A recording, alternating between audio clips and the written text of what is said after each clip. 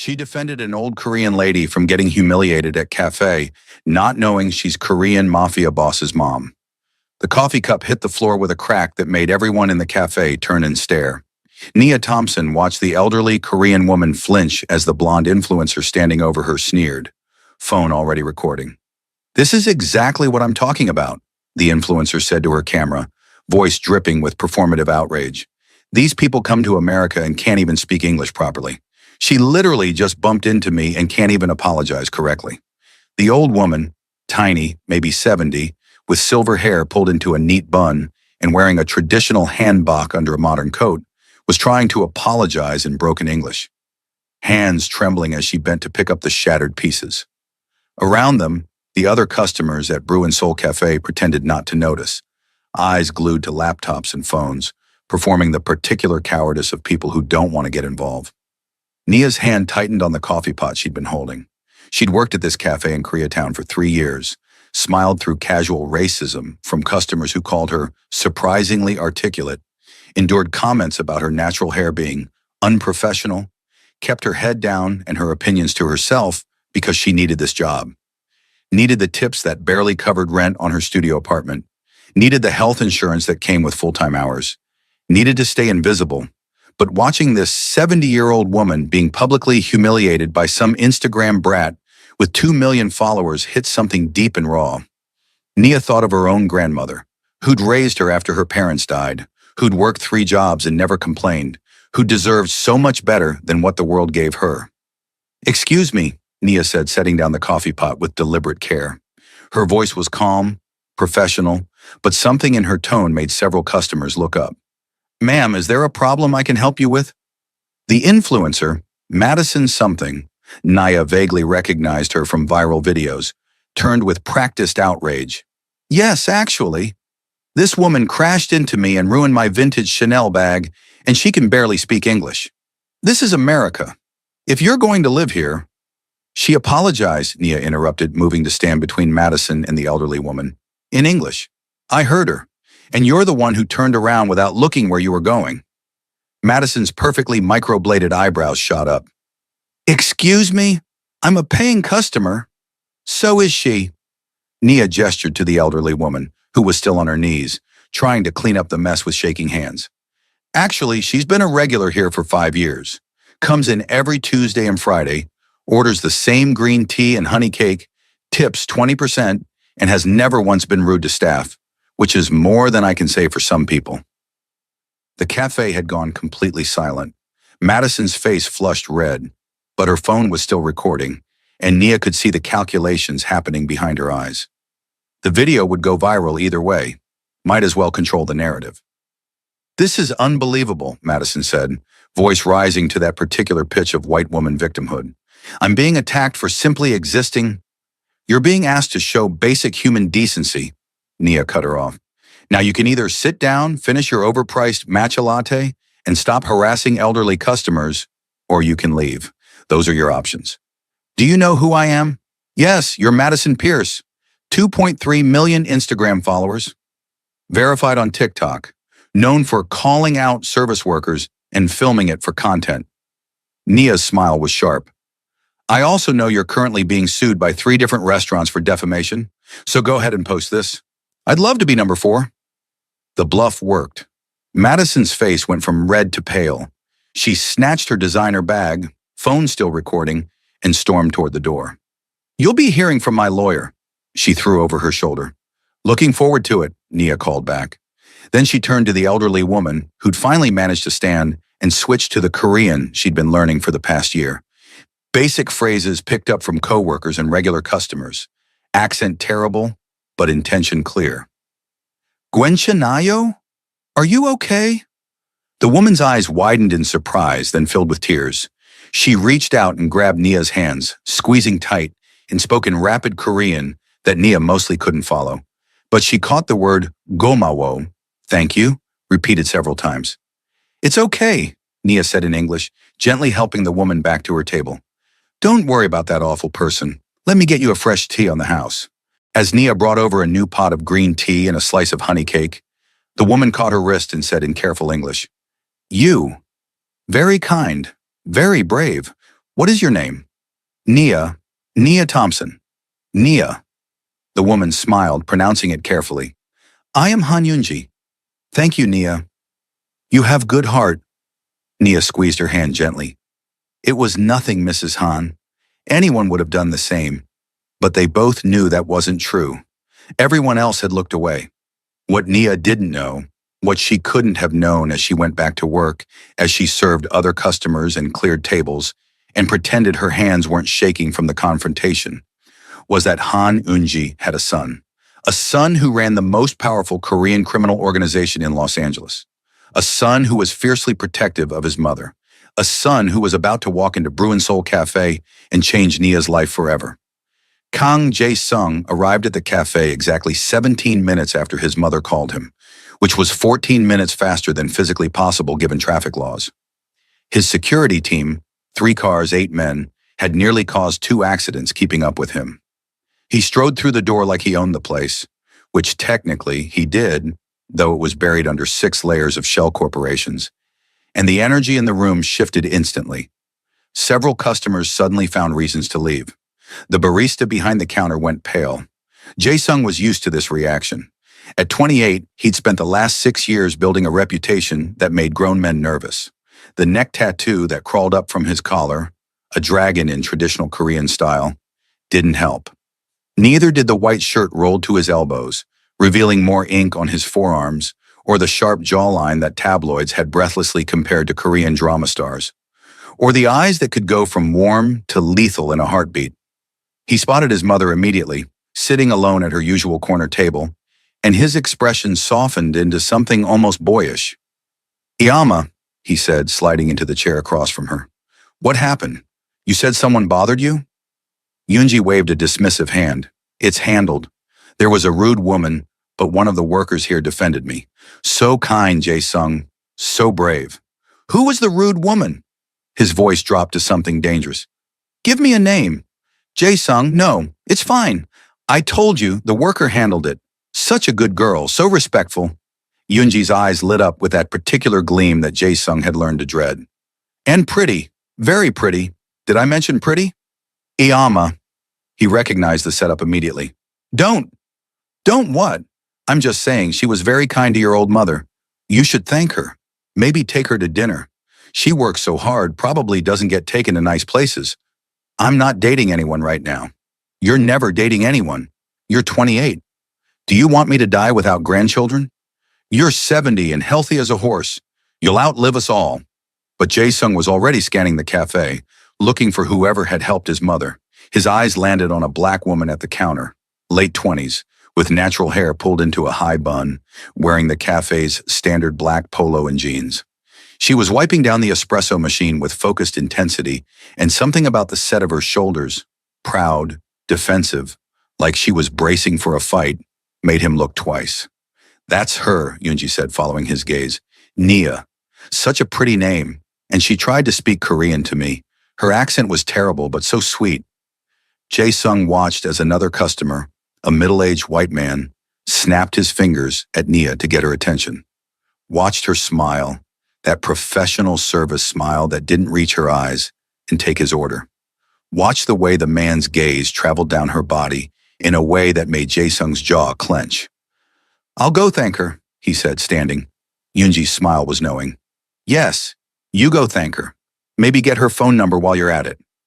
"Iyama, just a suggestion." Nia was reaching for a coffee filter when she felt someone approach the counter. She turned with her customer service smile already in place and nearly dropped the filter. The man standing in front of her was possibly the most beautiful human being she'd ever seen in person. Korean, late 20s, wearing a crisp white shirt that emphasized broad shoulders and a lean, powerful build. Sharp jawline that could cut glass. Dark eyes that seemed to see straight through her. And a tattoo, a dragon, done in intricate traditional style, that started somewhere beneath his collar and crawled up the right side of his neck. "Hi," she said, recovering her composure. "What can I get for you?" "You helped my mother earlier." His voice was deep, accent barely noticeable but adding an edge to his words. The elderly Korean woman, Han Eunji. Nia's eyes widened. She glanced over at Mrs. Han's table, where the old woman was watching them with undisguised interest and barely suppressed glee. Oh, yes, it was nothing. That influencer was being completely out of line. It wasn't nothing. He leaned against the counter, and Nia caught a hint of expensive cologne. Most people would have looked away. You didn't. I wanted to thank you. Really, it's fine. Mrs. Han is a regular. We take care of our regulars here. Nia was acutely aware that her co-worker, Jamie, was staring at them from the back. That several customers were watching this interaction with open curiosity. That this man's presence had somehow made the entire cafe hold its breath. Still, he pulled out a wallet, leather expensive, and extracted several bills. $300. For your trouble. Nia stared at the money, then back at him. I can't accept that. I was just doing my job. Your job is to serve coffee, not to defend elderly Korean women from racist influencers. My job is to make sure all customers are treated with respect. That includes Mrs. Han. Nia pushed the money back across the counter. But thank you. The gesture is appreciated. Something flickered in his eyes. Surprise, maybe, or respect. He pocketed the money, then extended his hand. Kang Jae-sung. Nia Thompson. His hand was warm, grip firm but not crushing. The handshake lasted a beat longer than necessary, and Nia felt heat creep up her neck. Can I buy you coffee, Nia Thompson, after your shift? The question caught her completely off guard.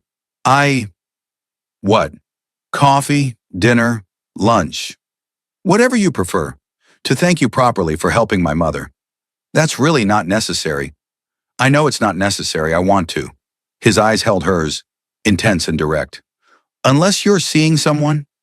Nia's last relationship had ended 8 months ago when her ex, Marcus, had decided he wanted to explore other options, which turned out to mean his coworker, Brittany. Since then, she'd thrown herself into work, picked up extra shifts, convinced herself she was perfectly happy alone. But this man, Jae-sung, was looking at her like she was the only person in the room, like her answer actually mattered, like she was someone worth taking to dinner. I'm not seeing anyone, she heard herself say, but I get off at 6, and I'm covered in coffee and probably smell like espresso grounds. 6 works, and I like the smell of coffee. His smile was slight but genuine. I'll pick you up here? Okay, yes, sure. Nia was acutely aware that she sounded like an idiot, but coherent sentences seemed to have abandoned her. Jae-sung nodded, then returned to his mother's table. Nia watched as Yoonji immediately grabbed his hand, speaking rapidly in Korean, her expression delighted. Jae-sung responded in Korean, but his eyes found Nia's across the cafe, and the look he gave her made her stomach flip. Jamie appeared at Nia's elbow the moment Jae-sung left with his mother. Girl, what the hell just happened? Did Kang Jae-sung just ask you out? You know him. Everyone in Koreatown knows him, or knows of him. Nia, that man is dangerous. Like, actual criminal, dangerous. Nia's stomach dropped. What do you mean?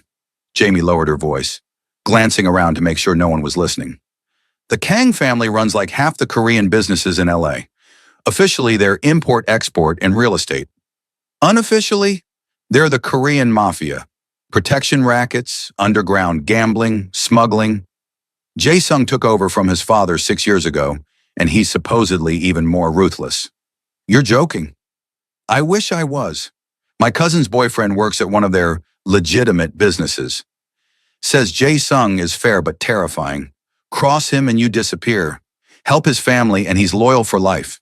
Jamie paused. Which I guess explains why he just asked you out. You helped his mom.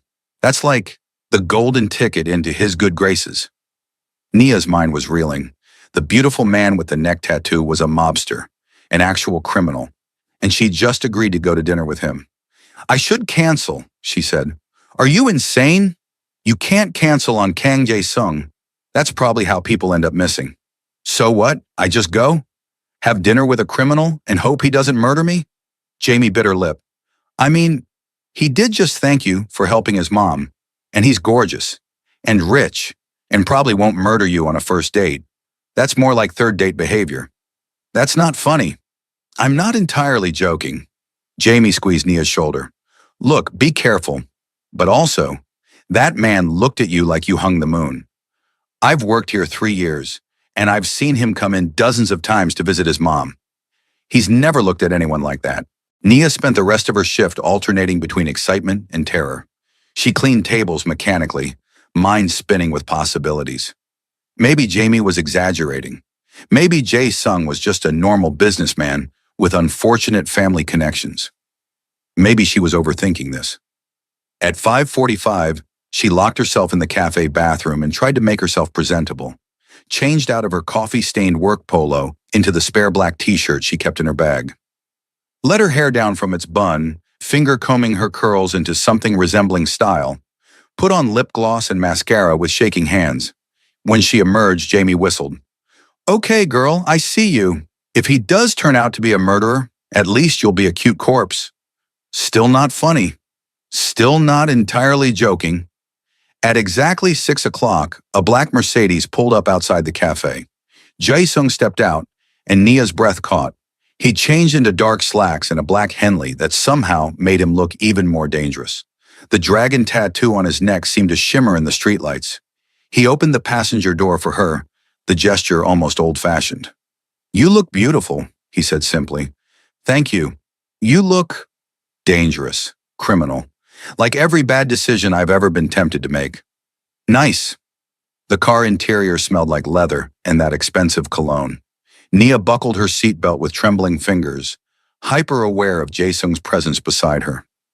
The way he drove with casual confidence, one hand on the wheel, the flex of muscles in his forearm, the dragon tattoo that disappeared beneath his collar, making her wonder where else he was inked. "Where are we going?" she asked. "There's a restaurant in Little Tokyo, Korean-Japanese fusion. Best food in LA, completely private. I thought you might prefer somewhere we won't be interrupted." The implication that he was someone who got interrupted, recognized, bothered, hung in the air. Nia decided to address it head-on. "My coworker told me who you are, what you do." Jae-sung's hands tightened almost imperceptibly on the steering wheel. "And you came anyway." "I'm either very brave or very stupid. Haven't decided which yet." He glanced at her, a slight smile playing at his lips. "Most people are too scared to even mention it. They pretend they don't know, hope I don't notice them noticing. I'm not most people." "No." His eyes returned to the road. "You're not. You stood up to that influencer when everyone else was too afraid of going viral. You defended my mother when you had nothing to gain and potentially a lot to lose. So no, Nia Thompson, you're definitely not most people."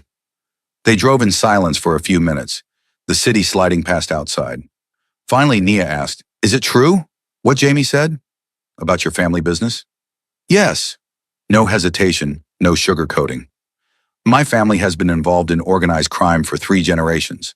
My grandfather came to Los Angeles with nothing and built an empire through any means necessary. My father expanded it, and when he was killed 6 years ago, I took over. So yes, everything your coworker told you is probably true." "Why are you telling me this? Why be honest?" "Because you asked directly, because I'm tired of pretending, and because..." He pulled into a parking garage, killed the engine, turned to face her fully.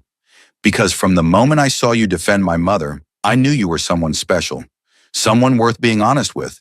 And if that honesty scares you away, better to know now than later." Nia should have been terrified, should have asked him to take her home immediately. Instead, she found herself saying, "I'm not scared. I should be, but I'm not." "You should be." His voice was soft, almost sad. "I'm a dangerous man, Nia. People get hurt just by being associated with me.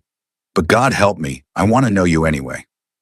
They sat in the parking garage, streetlights casting shadows across Jae-sung's face, highlighting the sharp planes and angles.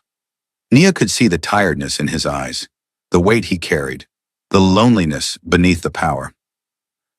"Let's go eat," she said finally, "and you can tell me more about this dangerous life of yours. Fair warning, I'm going to ask a lot of questions." His smile was genuine this time, transforming his severe features into something almost warm. "I wouldn't expect anything less." The restaurant was small, intimate, tucked away in a basement with paper lanterns and low tables. The owner greeted Jae-sung in Japanese, bowing deeply, then led them to a private room in the back with sliding doors and cushions on the floor. "I should warn you," Jae-sung said as they settled across from each other. "My mother is probably already planning our wedding. She's been trying to set me up for years, and you're the first woman I've shown any interest in." Nia laughed, some of the tension breaking. We've known each other for 3 hours. In her mind, that's plenty of time. She'll probably ask about grandchildren by our third date. Bold of you to assume there'll be a third date. Bold of you to assume I'll let you get away after just one. He said it lightly, but something in his eyes was completely serious. Food arrived in waves. Sashimi, Korean BBQ, tempura vegetables, dishes Nia couldn't name but tasted incredible. Jae-sung ordered in fluent Japanese, then switched to Korean when calling his mother to tell her he wouldn't be by later. Nia found herself fascinated by the way he code switched, the different languages revealing different facets of his personality. Tell me about you, he said, pouring her sake. Not the cafe waitress, the real you. What makes you think there's a difference? Because I've seen you with customers. You're good at it, but it's performance. Just like my business persona's performance. So who is Nia Thompson when she's not serving coffee? No one had asked her that in years. Nia took a sip of sake, considering. I'm an artist. Was an artist. I went to UCLA on scholarship for graphic design, but I had to drop out junior year when my grandmother got sick. Took care of her for 2 years before she died, and by then I had too much debt to go back. You gave up your dream to take care of family. It wasn't a question. That's honorable. It was necessary. She raised me after my parents died. I couldn't just abandon her. Nia paused. But yeah, sometimes I wonder what would have happened if I'd finished. If I'd gotten my degree, worked at some design firm, actually used my brain instead of just my hands. You could go back, finish your degree. With what money? I can barely afford rent. I could... No, Nia cut him off firmly.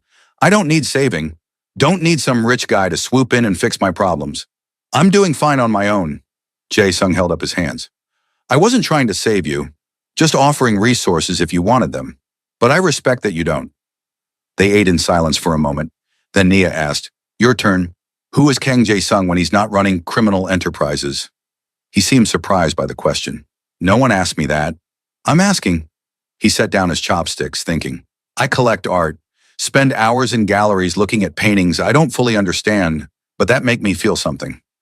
I read philosophy, Nietzsche mostly, which is probably cliché for someone in my position.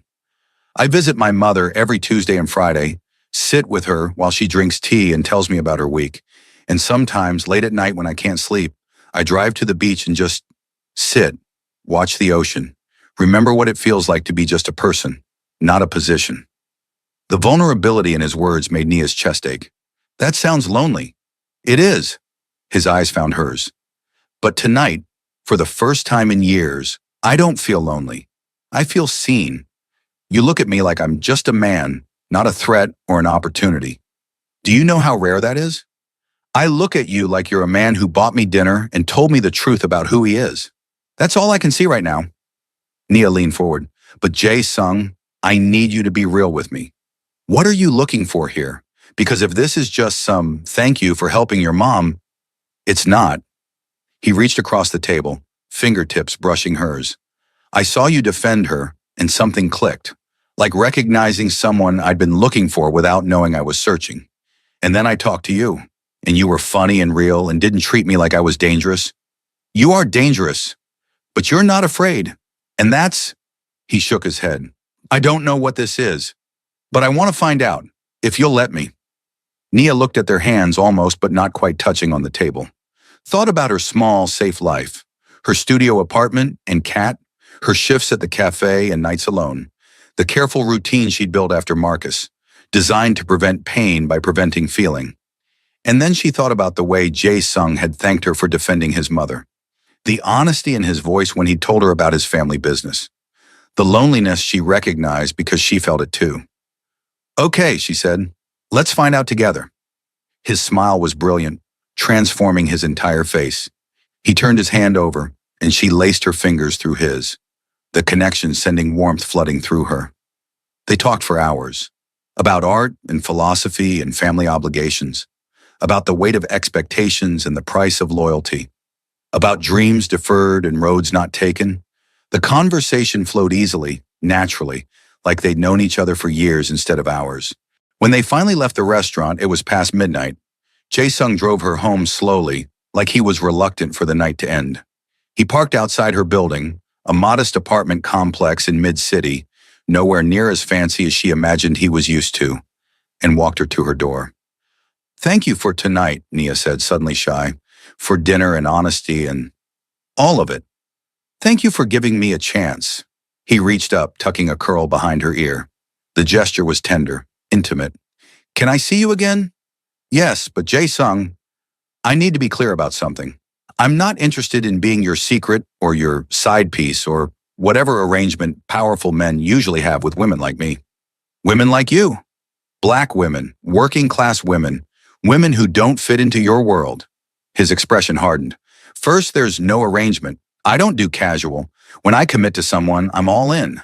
Second, you fit into any world you want because you're exceptional. And third, anyone who has a problem with you is welcome to take it up with me." The possessive declaration should have been a red flag. Instead, it made Nia's pulse race. "Okay then, you can see me again." He leaned in slowly, giving her time to pull away. When she didn't, his lips brushed hers. Soft, questioning, a promise of more. The kiss was brief but electric, leaving Nia breathless and wanting. "Good night, Nia Thompson," he murmured against her lips. "Good night, Kang Jae-sung." She watched him drive away, then floated up to her apartment in a daze. Her cat, Duchess, wound around her ankles, meowing indignantly about delayed dinner. Nia fed her absently, mind still caught on the taste of Jae-sung's lips, the feel of his hand in hers, the way he'd looked at her like she was precious. Her phone buzzed. A text from an unknown number. "Made it home. Already missing you." JJS Nia smiled, saving the number immediately, then texted back. "Smooth. Very smooth. But I'm not that easy. NT." The response was immediate. "Good. I don't want easy. I want you. Sleep well." Nia fell asleep with her phone clutched in her hand, smiling like an idiot, completely unaware that falling for Kang Jae-sung would be the most dangerous and beautiful thing she'd ever do. The next morning, Nia woke to 17 texts from Jamie, all variations of "Girl, you better call me" and "Are you alive?" She called while making coffee. "Oh my God, you're not dead," Jamie answered immediately. "Good morning to you too." "Don't good morning me. How did it go? What happened? Did he propose? Did he kill anyone? Give me details." Nia laughed, settling onto her threadbare couch. "We had dinner, talked. He was amazing, Jamie. Like genuinely interesting and sweet and honest about everything. Including the crime stuff? Especially the crime stuff. He didn't try to hide it or make excuses. Just told me the truth." "And you're okay with that? With dating someone who's literally in the Mafia?" Nia had been asking herself the same question all night. "I don't know. Maybe. He's not pushing drugs or hurting innocent people. It's more like protection businesses, underground gambling, stuff that would probably happen anyway, just less organized. That's some impressive rationalization." I know it's crazy. But Jamie, when I'm with him, I feel seen. Like he actually cares about who I am, not just what I look like or how I make him feel. That's because you defended his mom. You're in the golden circle now. Maybe, but it felt real. He felt real. Jamie sighed. "Okay, I trust your judgment. But Nia, please be careful. Men like that, they live in a different world. They have enemies and secrets and..." Someone knocked on Nia's door. Heavy, authoritative. The kind of knock that made her stomach drop. "Hold on, someone's at my door." She looked through the peephole and her blood ran cold. Two men in suits, both Korean, both wearing expressions that screamed security or enforcer. One of them held a large box. "Jamie, I'm going to call you back." "Why? What's wrong?" "Nia..." She hung up and slowly opened the door. "Can I help you?" The man with the box bowed slightly. "Miss Thompson, we're from Mr. Kang. He asked us to deliver this and ensure you're safe." "Ensure I'm safe? What does that mean?" "We'll be providing security for you. Mr. Kang's orders. This is a precautionary measure." Nia's hands clenched. "He sent bodyguards? Without asking me?" "He was concerned for your safety after last night. Several people saw you leave with him. In our world, that makes you a target." The casual way he said target made Nia's stomach turn. "I didn't ask for this. Nevertheless, these are Mr. Kang's wishes. We'll be stationed outside your building. You won't even know we're here unless necessary." He offered her the box. "This is for you." Against her better judgment, Nia took the box. Inside was a phone, top of the line, clearly expensive, with a note in neat handwriting. "Your old phone is a security risk. This one is encrypted and has my private number. Sorry for the presumption, but I'd never forgive myself if something happened to you because of me." JJ's Nia thanked the men stiffly and closed the door, staring at the phone in her hands. Part of her was furious. Who did he think he was, assigning her bodyguards and buying her phones without permission? But another part, the part that remembered Jamie's warnings about enemies in danger, was reluctantly grateful. The new phone buzzed. Jae-sung's number was already programmed in. "I know you're probably angry. I should have asked first. But Nia, people saw us together. That makes you valuable leverage. Please, just accept the security until things settle. For my peace of mind, if nothing else." Nia typed furiously, "You can't just make decisions about my life without consulting me. I'm not some damsel who needs protecting." His response was immediate. "You're right, I apologize. I'm not used to having someone I care about who isn't already part of this world. I'm trying to keep you safe, but I'm doing it wrong. Can we talk about this? Please?" She wanted to stay angry, should have stayed angry, but the genuine remorse in his message, the admission that he was fumbling this, softened her. "Fine, we can talk. But Jae-sung, if we're doing this, you need to treat me like an equal, not some fragile thing to protect. Deal. Are you working today?" "Evening shift, 2 to 10. I'll pick you up after. We'll talk properly." "And Nia, thank you for giving me another chance." The shift at Bruin's Soul was torture. Every customer felt like they were staring at her, judging her, knowing somehow that she'd crossed into a world she didn't fully understand. And maybe they did know. Madison's video from yesterday had gone viral, currently sitting at 3.2 million views with thousands of comments. Most were supportive. "That waitress is a queen. Defending that elderly woman like a boss. Give her a raise." But there were others, uglier. "Of course the black girl has an attitude. She probably staged it for attention." Another example of reverse racism. And buried in the comments, one that made Nia's blood run cold. "That's Bruin's Soul in Koreatown. And isn't that Han Eunji she's defending? Kang Jae-sung's mother? Interesting." Jamie caught her staring at her phone. "You've been checking that video all day. Just ignore it. Internet outrage moves fast. They'll forget by next week." "It's not the outrage I'm worried about." Nia showed her the comment. "People know it was Mrs. Han. They're connecting me to Jae-sung." Jamie's face went pale. "Shit.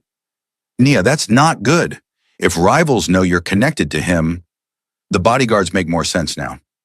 As if summoned, Nia spotted one of the men from this morning, sitting at a corner table, nursing a coffee and watching the entrance with professional alertness.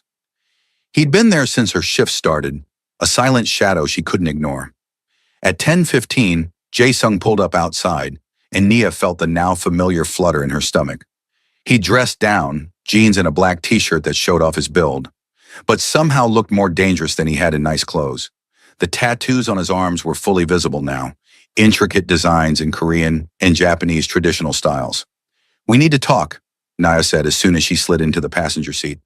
"I know, and I know you're angry about the security, but Nia, that video went viral. People have connected you to my mother, which means they've connected you to me. There are organizations that would love to hurt me by hurting someone I care about. So this is real. The danger." "Yes." He gripped the steering wheel. "And I'm sorry.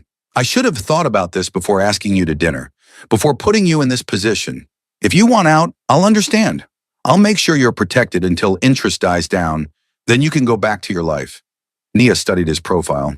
The sharp jawline, the tense set of his shoulders, the way his knuckles had gone white on the wheel. "And if I don't want out?" He turned to look at her, eyes vulnerable in a way that made her chest ache. "Then I teach you how to live in my world. Self-defense, security protocols, recognizing threats. I introduce you to my people so they know you're protected, and I do everything in my power to keep you safe while still respecting your independence." "That's a lot for a second date." "I know, but I'd rather be honest about what this means than hide the reality until it's too late." Nia thought about her safe, boring life, the routine that had kept her numb for 8 months since Marcus, the careful walls she'd built to prevent exactly this kind of complication. And then she thought about how alive she felt when Jae-sung looked at her. How seen, how valued. Okay, she said, teach me, show me your world. But Jae-sung, I need you to be patient with me. I'm not built for this kind of danger. I'm going to be scared and probably make mistakes. I'll be patient. I promise. He reached over, taking her hand. And Nia, being scared is smart. It's the people who aren't scared that end up dead. They drove to his penthouse, a massive space in downtown LA with floor-to-ceiling windows and minimalist decor that screamed money. But what caught Nia's attention was the art. Original pieces covering every wall, some she recognized from galleries she'd visited as a student. You weren't kidding about collecting art, she breathed, moving toward a stunning abstract piece that played with light and shadow. That's a Park Seobo from his Écriture series, 1970s. Jae-sung came to stand beside her. My father bought it the year I was born. Said it reminded him of the discipline required to build something lasting. Nia studied the piece. Careful, repetitive pencil marks creating texture and depth. It's about process, not just the final product, but the work of getting there. Exactly, he sounded pleased. Most people just see a bunch of lines. You see the intention behind it. They move through his collection, Korean artists, Japanese prints, some American works that spoke to his eclectic taste. Nia found herself relaxing, the conversation flowing easily as they discussed composition and meaning and the stories behind each piece. You should be working in art, Jae-sung said eventually. Your eye is too good to waste serving coffee. We can't all have criminal empires funding our dreams. No, but you could have me funding yours. He held up a hand before she could protest. Not charity, investment. You finish your degree, I give you seed money to start a design business. You pay me back with interest once you're successful. Purely transactional. Why would you do that? Because you defended my mother when no one else would. Because you're talented and deserve a chance. And selfishly, because I want to be part of your success story. Nia wanted to refuse on principle, but the offer was tempting, more than tempting. It was everything she'd given up hope of having. Can I think about it? Of course, no pressure. He gestured to the couch. Now let's talk about keeping you safe. First rule, always be aware of your surroundings. Notice who's watching you, who's too interested. Your bodyguards, Minho and Tae-jin, will handle threats, but you need to spot them first. They spent the next hour going over basic security protocols, how to recognize when she was being followed, what to do if approached by someone suspicious, emergency numbers and safe locations throughout the city. It was overwhelming and terrifying and strangely intimate. This glimpse into a world most people only saw in movies. This is insane, Nia said finally.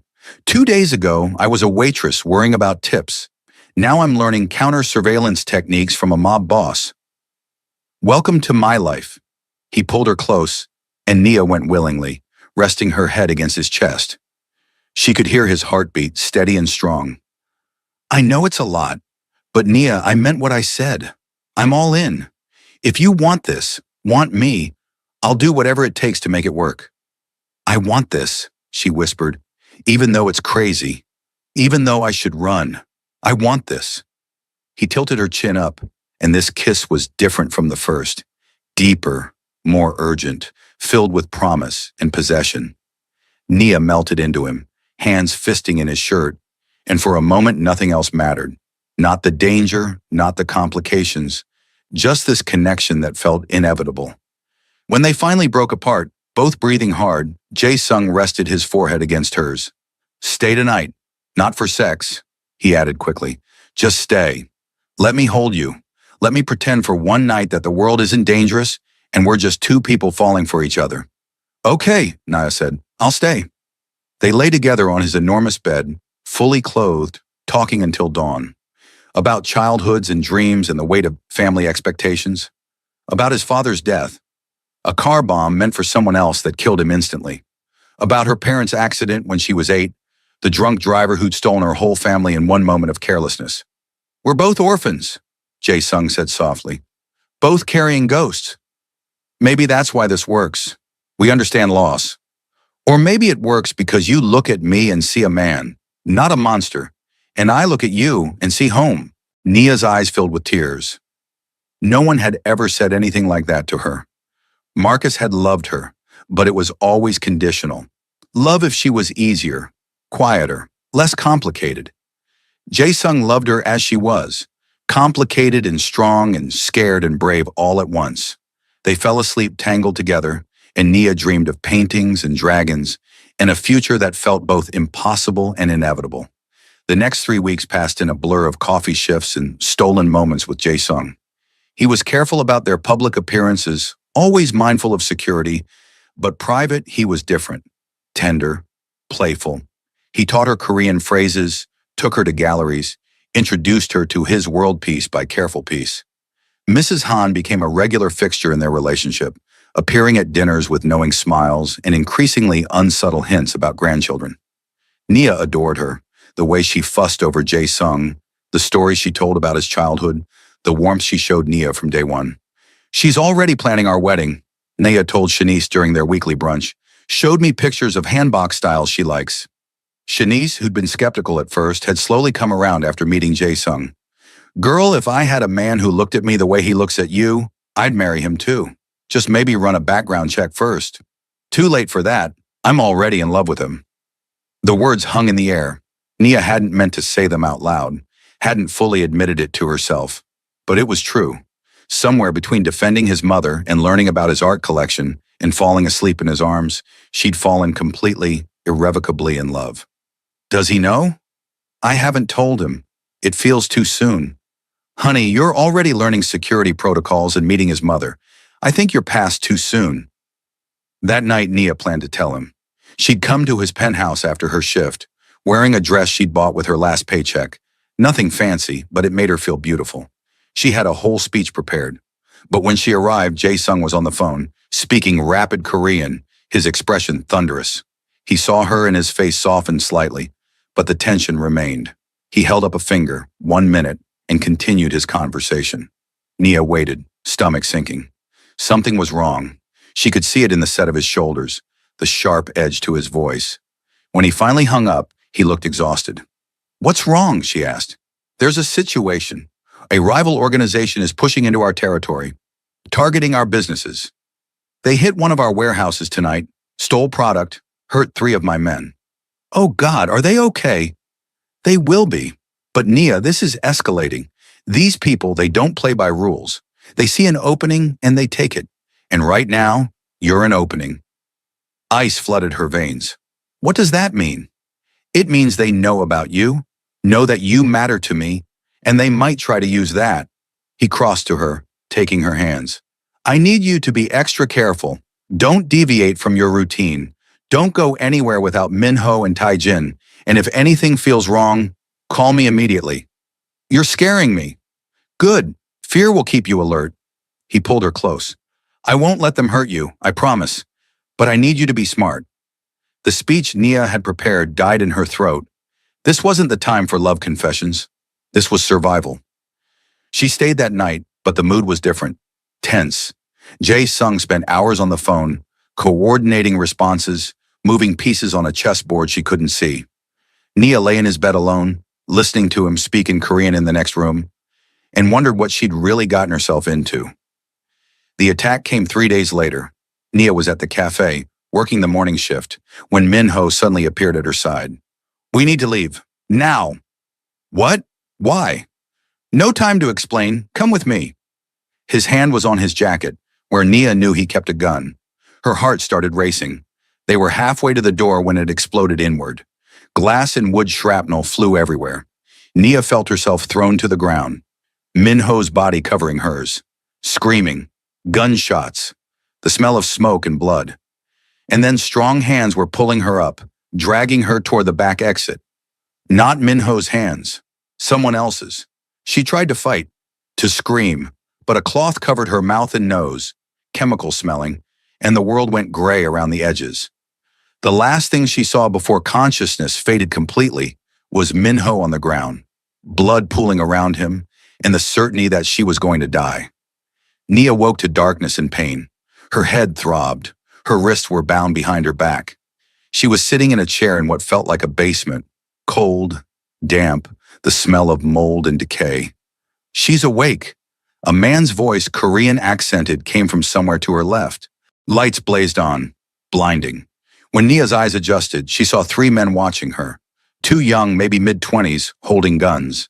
The third older, 50s, with a scar running from his ear to his jaw. "Miss Thompson," the scarred man said in careful English. "Welcome. I apologize for the rough treatment, but Mr. Kang left us no choice. Where am I? What do you want? You're somewhere your boyfriend will never find you, and what we want is simple. Leverage. Mr. Kang has something that belongs to us. Territory, resources, respect. You're going to help us get it back." Nia's mind raced. "He'll kill you, all of you. You know that, right? He'll try, but first he'll give us what we want, because the alternative is watching you die very slowly, very painfully, on video." The man smiled, and it was worse than any threat. "We've already started uploading. Your boyfriend is watching right now."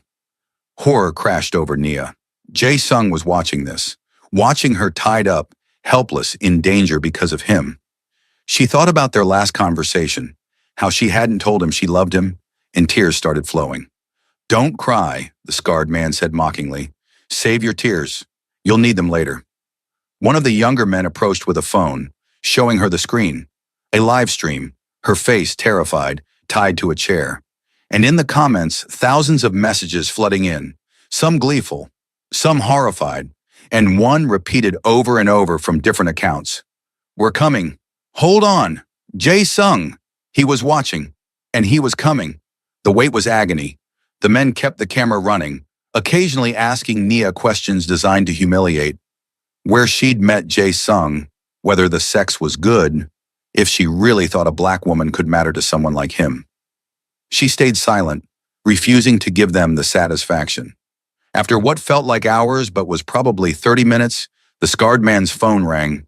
He answered in Korean, listened, then smiled that horrible smile again. "Your boyfriend wants to negotiate. How sweet." He put the phone on speaker, and Jae-sung's voice filled the basement. "Let me talk to her." "Of course. Say hello, Miss Thompson." "Jae-sung," Nia's voice cracked. "I'm okay. Don't give them anything. I'm going to get you out," Jae-sung interrupted, his voice steady despite the rage she could hear underneath. "Just hold on. Be brave. I'm coming." "How touching," the scarred man said. "Now here's what's going to happen. You're going to transfer control of the 8th Street territory, the port operations, and $3 million to accounts I specify. You have 2 hours. If you involve police, she dies. If you try to find us, she dies. If you're 1 minute late, she dies. Understand?" A pause, then, "I understand. But hear this, Park Dae-jung. When I get her back, and I will get her back, I'm going to kill you slowly. I'm going to make you beg for death, and then I'm going to erase your entire organization from existence. That's not a threat. It's a promise." Park Dae-jung laughed, but it sounded forced. Big words from a man who's about to lose everything he's built. 2 hours, Kang. Clock's ticking. He hung up and the basement fell silent except for Nia's racing heartbeat. The 2 hours crawled by. The men watched her, making comments in Korean that she was glad she couldn't fully understand. She focused on breathing, on staying calm, on trusting that Jae-sung would figure something out. 15 minutes before the deadline, Park Dae-jung's phone buzzed. He checked it, smiled. "Your boyfriend is very punctual. First transfer just hit. He really does care about you." Nia felt sick. Jae-sung was giving up everything for her. Everything his father and grandfather had built. Everything he'd fought to maintain. All because some waitress had defended his mother in a cafe. Another buzz. Second transfer. Very good. And then the lights went out. Complete darkness. Gunshots. Different from before, coming from outside. Shouting in Korean. The sound of something heavy hitting the door. "Lockdown!" Park Dae-jung shouted. "Get the girl! Move her!" The door exploded inward. Flashbangs went off, the noise and light disorienting even in Nia's already compromised state. And then through the chaos, she heard his voice. "Nia! Here, I'm here!" Strong hands found her in the darkness, cutting her bonds. She recognized his touch immediately, his scent, the way he moved. "Got you," Jae-sung murmured. "I got you. Hold on to me." He lifted her like she weighed nothing, moving through the basement with sure steps despite the darkness. Around them, she could hear fighting, gunshots, bodies hitting walls, screams. Jae-sung's men clearing the building with brutal efficiency. Outside, fresh air hit Nia's face like a blessing. Jae-sung carried her to a waiting SUV, settling her in the back seat before pulling away with screeching tires. Only then, when they were blocks away, did he finally look at her. "Are you hurt? Did they touch you?" "No, I'm okay. Scared, but okay." Nia's hands were shaking so badly she couldn't control them. "How did you find me?" "Traced the live stream signal. Called in every favor I had. And your bodyguard, Min Ho, he managed to tag you with a GPS tracker before they took you. He saved your life, even while dying." "He's dead?" Jae-sung's jaw clenched. "Yes, him and 2 others. Tae-jin barely made it." Guilt crashed over Nia. "This is my fault. They died because of me." "No." He gripped her chin gently, forcing her to look at him. "They died doing their jobs, protecting what's precious to our family. And Nia, you are precious. To me, to my mother, to everyone who matters. This wasn't your fault. It was Park Dae-jung's. And he's going to pay for it. The transfers. You gave them everything. I gave them traceable accounts that my people are already freezing. They won't see a cent. But they made the mistake of their lives when they took you." They drove to a safe house in the hills. Not his penthouse, somewhere more secure. Jae-sung carried her inside, past armed guards and into a bedroom, where he finally set her down on the bed. "I need to go back out," he said quietly. "Finish this. Make sure they can never threaten you again. But Nia, I need to know you'll be okay here. That you'll wait for me." She grabbed his shirt, pulling him down to her.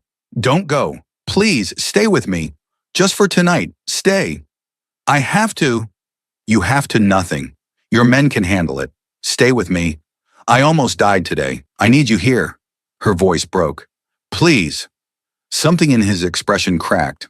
He pulled out his phone, made 3 quick calls in Korean, then kicked off his shoes and lay down beside her, pulling her into his arms.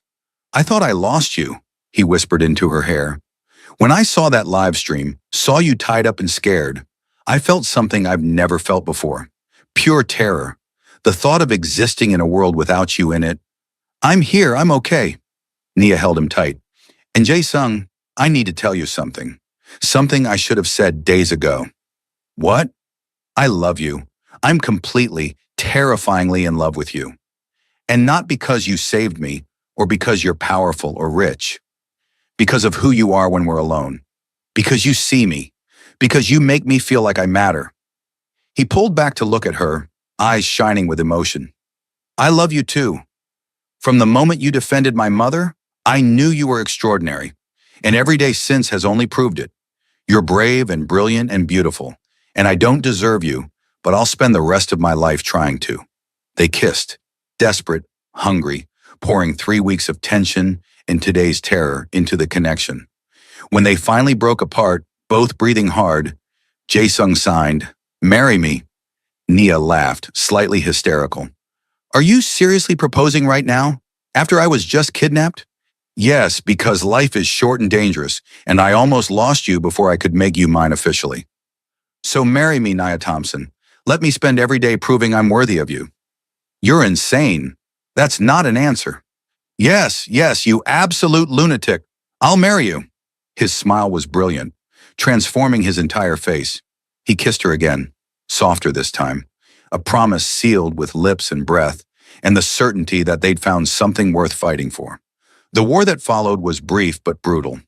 Jae-sung's organization moved through Park Dae-jung's operation like a scalpel, precise and merciless. Within 48 hours, Park himself was dead, shot while trying to flee to Korea, and his entire infrastructure was dismantled. The message was clear: attack the Kang family and you'd be erased from existence. But the cost was high. 4 men dead, including Minho, 7 seriously injured, and Nia, who couldn't shake the feeling that she'd brought this violence into Jae-sung's life just by existing. "I should leave," she told him one night, 3 days after the kidnapping. They were in his penthouse. She'd refused to go home, too scared to be alone. "Go somewhere else, change my name. This will keep happening as long as I'm with you." "No." Jae-sung pulled her onto his lap.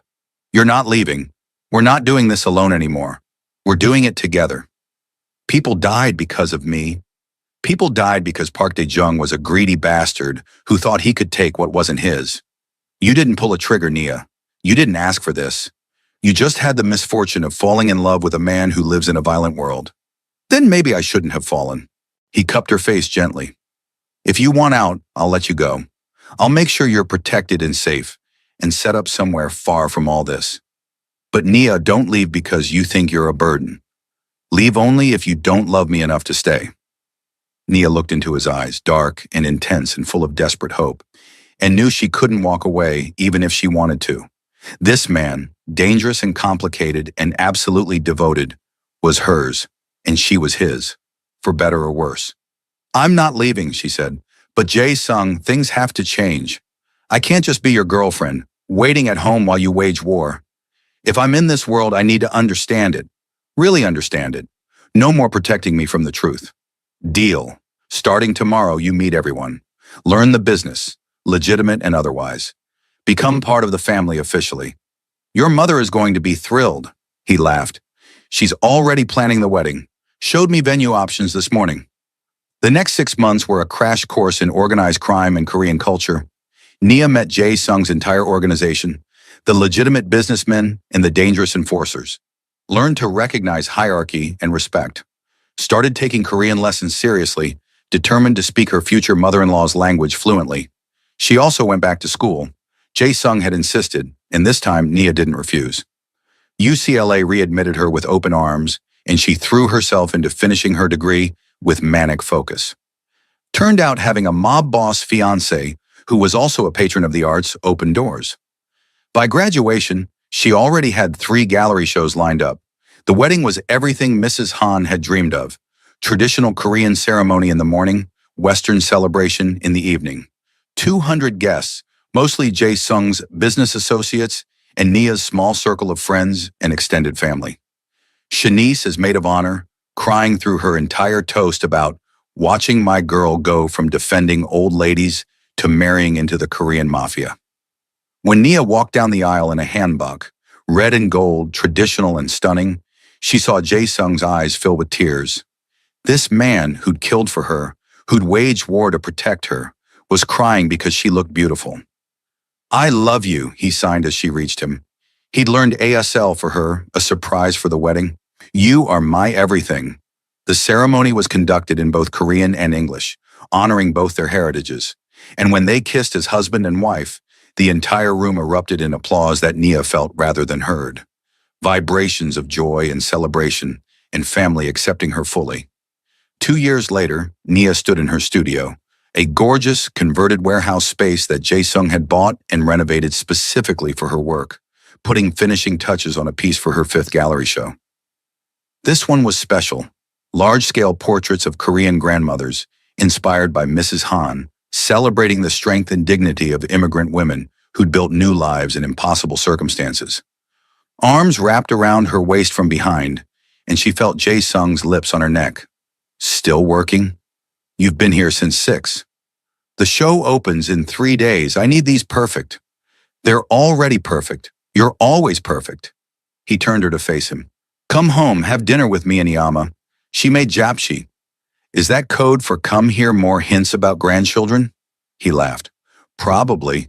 She's gotten more aggressive since we hit our 2nd anniversary. Apparently, 2 years is the maximum waiting period before grandchildren are mandatory. Nia leaned into him, breathing in his familiar scent. What if I told you we don't have to wait much longer? She felt him tense. Nia, are you saying I'm pregnant? 8 weeks. I found out yesterday. He pulled back, eyes wide, and then a smile broke across his face so brilliant it took her breath away. We're having a baby? We're having a baby. He picked her up and spun her around, laughing with pure joy. Iyama is going to lose her mind. She's going to buy out every Korean baby store in LA. Probably. Are you happy? I know we hadn't really discussed timing. Happy? Nia, I'm ecstatic. Terrified, but ecstatic. We're going to be parents. They stood in her studio, surrounded by portraits of strong women who'd survived impossible things. And Nia thought about her journey. From the waitress defending an old lady, to the wife of a powerful man, the artist with her own gallery shows, the woman who'd learned to live in a dangerous world without losing herself. I love you, she said. Even though you're a criminal and you got me kidnapped, and your mother won't stop asking about grandchildren. I love you too, he signed and spoke simultaneously. My brave, brilliant, beautiful wife who defended my mother and changed my entire world. 5 years after that, Nia sat in Brew and Soul Cafe, the same cafe where it had all started, watching her daughter color at a nearby table. Minjai, named after the bodyguard who died protecting Nia, was 4 years old, with her father's eyes and her mother's smile and a personality that suggested she'd rule the world someday. Mrs. Han sat beside her granddaughter, speaking to her in Korean, teaching her words and songs and stories. The old woman was 77 now, but still sharp, still visiting this cafe every Tuesday and Friday, still ordering green tea and honey cake. She's so much like you, Jamie said, sliding into the seat across from Nia. Her friend still worked at the cafe, now as manager, and they maintained their standing coffee date. Bossy and fearless. She gets the bossy from both sides, but yeah, she's something special. Nia sipped her coffee, decaf, because she was 6 months pregnant with their second child.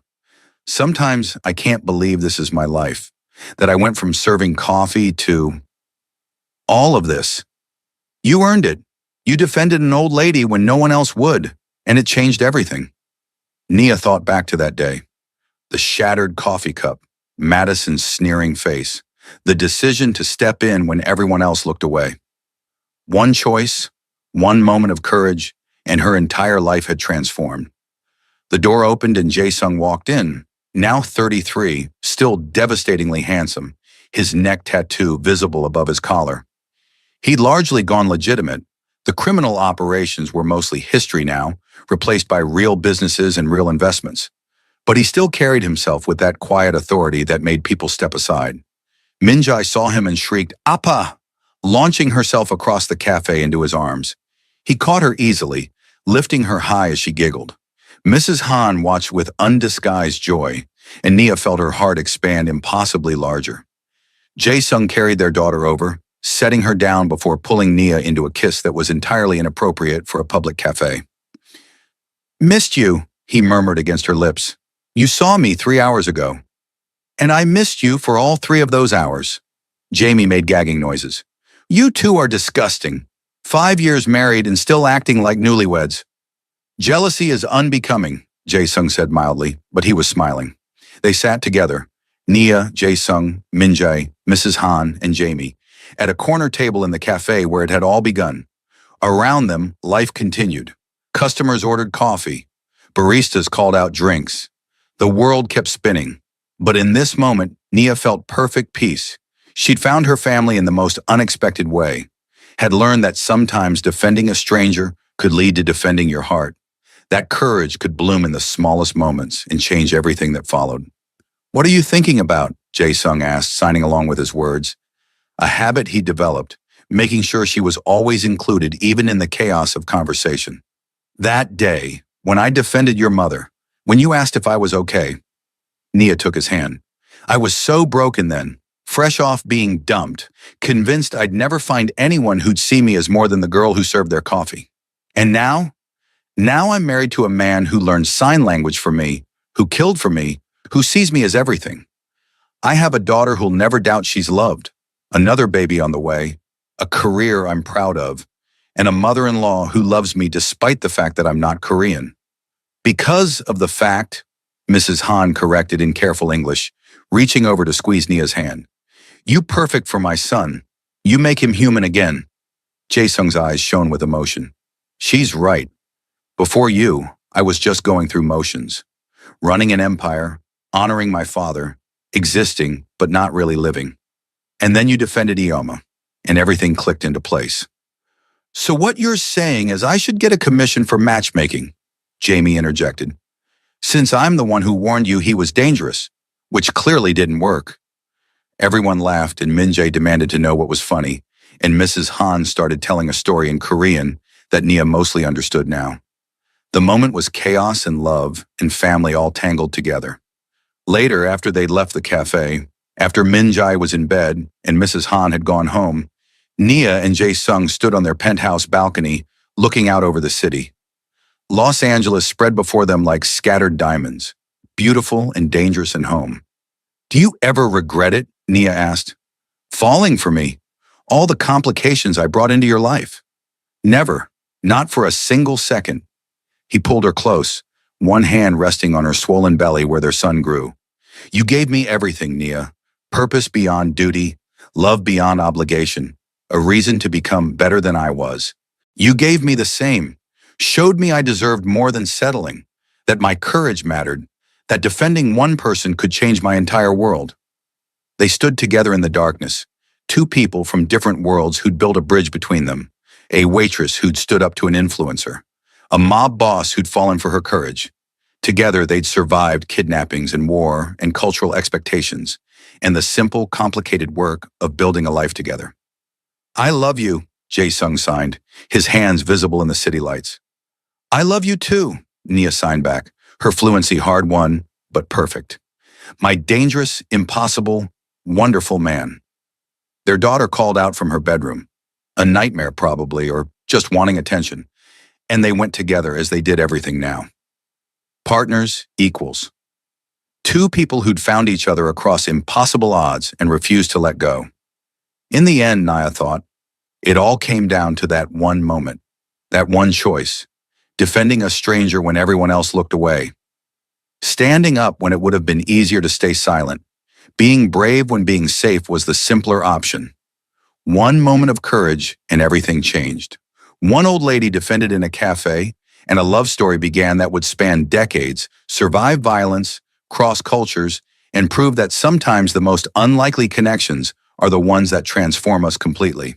And as Nia comforted her daughter, with Jae-sung's arm around her waist and their second child growing inside her, she understood something fundamental. Courage wasn't the absence of fear. It was acting despite fear. It was defending someone who needed help. It was opening your heart even when you'd been hurt before. It was saying yes to a dangerous man with a neck tattoo and a criminal empire, because behind all that danger was a son who loved his mother, an art collector who saw beauty in the world, a man who'd learned sign language just to communicate more completely. Thank you, she whispered to Jae-sung as they tucked Min-jae back in. For what? For seeing me, for choosing me, for building this life with me. Thank you for defending my mother, for being brave enough to stand up, for giving me everything I didn't know I needed. They returned to their bedroom, to the life they'd built together, to the future stretching before them, filled with children and art and love, and all the beautiful complications that came from two worlds colliding.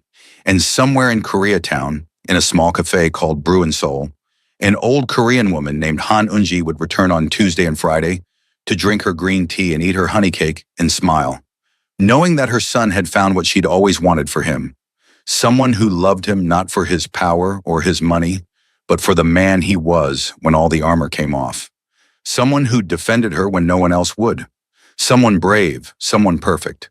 And that made all the difference.